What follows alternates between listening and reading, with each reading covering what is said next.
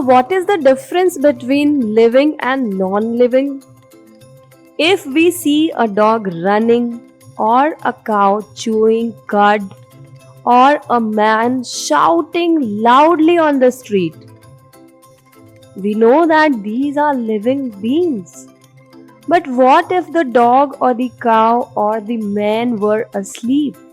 We would still think that they were alive. But how do we know that?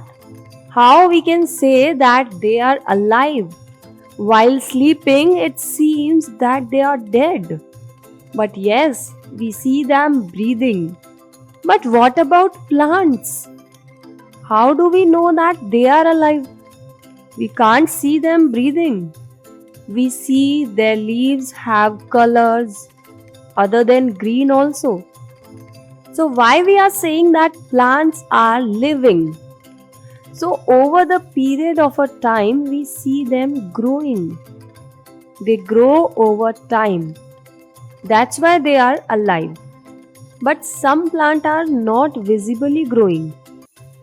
But still they are alive. Some animals can breathe without visible movement. So can you see the breathing of cockroach or mosquito? Obviously no. Still we are saying that mosquito is living. So using visible movement as the defining characteristic of life is not enough. For example, virus या bacteria को हम grow करते हुए नहीं देख सकते. Viruses do not show any molecular movement in them. Movements over very small scales will be invisible to the naked eye movements, especially for molecules. तो ये जो मॉलिक्यूलर मूवमेंट है ये क्यों ज़रूरी है लाइफ के लिए? हम पहले चैप्टर्स में भी पढ़ चुके हैं कि सेल लाइफ की यूनिट है, हमारी बॉडी की यूनिट है. सेल से टिश्यूज़ बनते हैं, ऑर्गन्स बनते हैं, हमारा पूरा ऑर्गन सिस्टम एंड बहुत सारे बॉडी के सिस्टम्स बनते हैं. तो कैसे पता चलता है कि सेल ग्रो कर रही है? कैसे पता चलता है कि सेल्स डैमेज हो रही है? How living creatures must keep repairing and maintenance their structures and cells? So this is what we will study in this chapter. So what are life processes?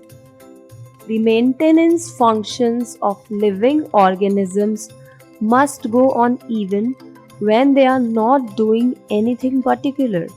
जिस टाइम हम कुछ काम नहीं भी कर रहे हैं, हम सो रहे होते हैं, उस टाइम भी हमारी सेल्स डैमेज हो रही होती है, रिपेयर हो रही होती है.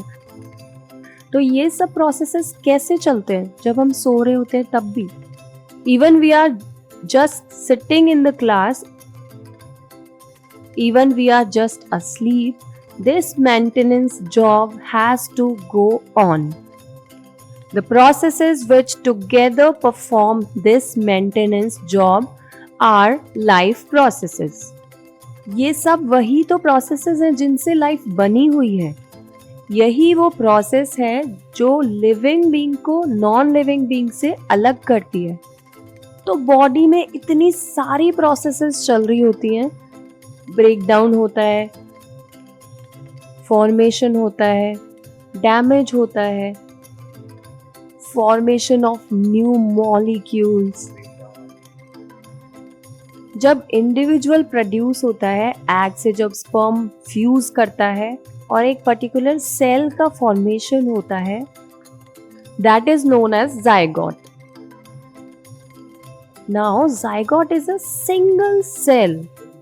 तो फिर इस सिंगल सेल में ऐसी क्या प्रोसेसेस हुई कि ये सिंगल सेल एक मल्टी सेल्यूलर ऑर्गेनिज्म या एक इंडिविजुअल में चेंज हो गया, जिसके अंदर इतने सारे ऑर्गन्स, इतने सारे सिस्टम्स डेवलप हुए. और इस सब के लिए एनर्जी कहाँ से आई? Since these maintenance processes are needed to prevent damage and breakdown and also needed energy to form a molecule. So energy is needed for these things.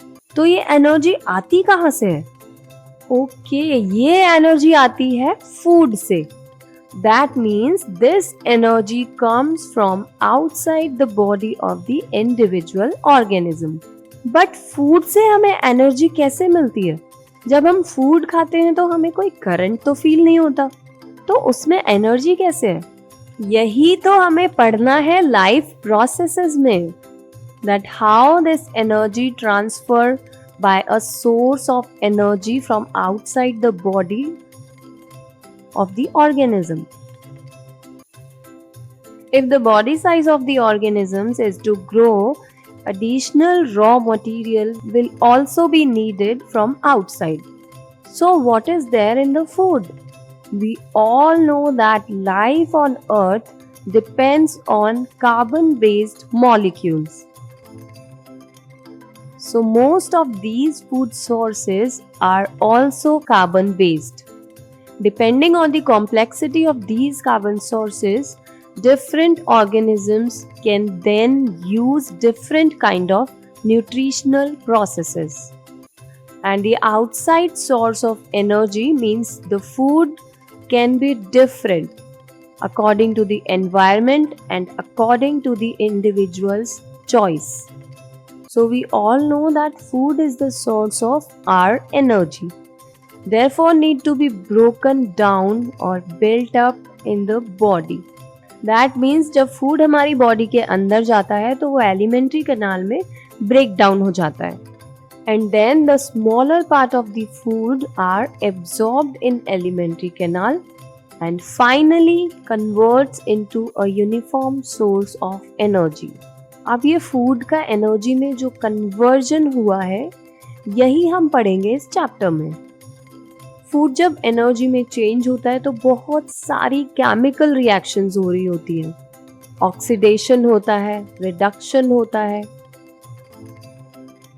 Chemicals break down होते हैं, मॉलिक्यूल्स का break down होता है और साथ में oxygen भी बाहर से इनटेक की जाती है, क्योंकि ऑक्सीजन का भी मॉलिक्यूल्स के ब्रेक डाउन में और प्रोसेसेस में बहुत इम्पॉर्टेंट रोल है।